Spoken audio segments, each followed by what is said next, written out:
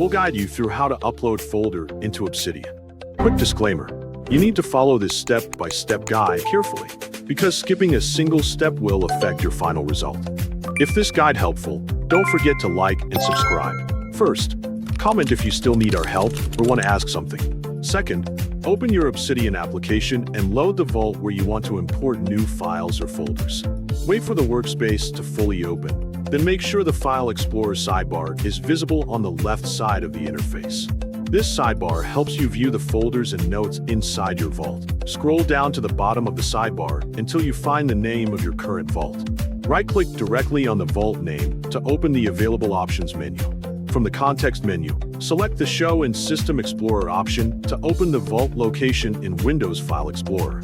Once File Explorer appears, you will see the main folder that contains your Obsidian Vault files. Open the Vault directory to view all existing folders and notes stored inside it.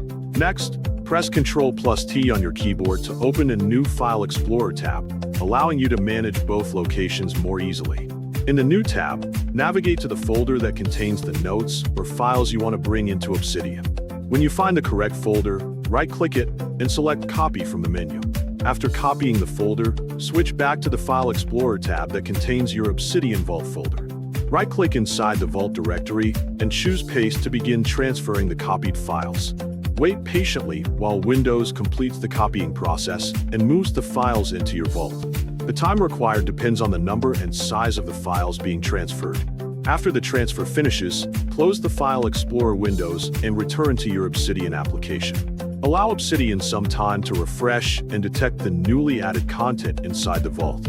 Finally, check the File Explorer sidebar in Obsidian and confirm that the imported folder now appears correctly. You can open the folder and verify that all transferred notes or files are available and ready to use.